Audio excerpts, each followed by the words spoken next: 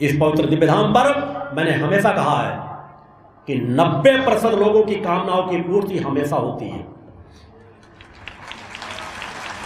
10% की मैं कहा किसी के जीवन में बहुत ऐसे कुसंस्कार, कुछ ऐसी स्थितियां होती हैं जो कुछ एक खास कर फलों को प्राप्त करने की पात्रता न रखते हों, मगर कोई खाली हाथ नहीं जाता। इस स्थल का मेरा यही संकल्प है। अगर मैं एकांत साधनों में अपना समय गुजारता हूं, अगर मैं आप लोगों के बीच भी बहुत कम समय दे पाता हूं, तो उसके पीछे मेरा लक्ष्य ही जुड़ा हुआ है कि इस स्थल पर जो भी आए वह खाली हाथ न जाए, कुछ न कुछ प्राप्त करके जाता है, वो चाहे उसकी कामनाओं के रूप में हो चाहे दूसरे रूप में हो, और अपने जीवन में एहसास अवश्य करता है।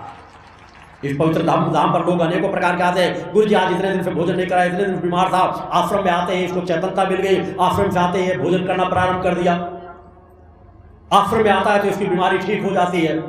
आश्रम की ऊर्जा की तुलना किसी दूसरे स्थान से की भी नहीं जा सकती। मेरी एकांत साधनाएं जो यहाँ संकल्पित हो रही है, मैं चेतना तरंग के माध्यम से स्थान को चैतन्य बना रहा हूँ। किसी शक्तिपीठ की स्थापना करना इतना आसान नहीं है। मैं भी चाहता तो कोई मूर्ति ला करके रख देता, आज अनेकों स्थानों में होता तत्काल बड़ी बड़ी मूर्तियां खरीद के ला के रख देंगे, मंदिर बाद में बनते रहते हैं। मैंने कहा किसी मूर्तियों पे मां की स्थापना इतना आसान नहीं है,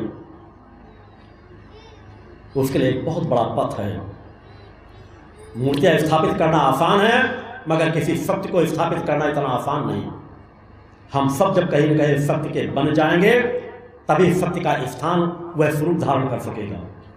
इसलिए मां का यह अखंड गुणगान चल रहा है अनंत काल के लिए। इसलिए धर्मराष्ट्र मानवता की त्रिवेणी यहाँ से बह रही है।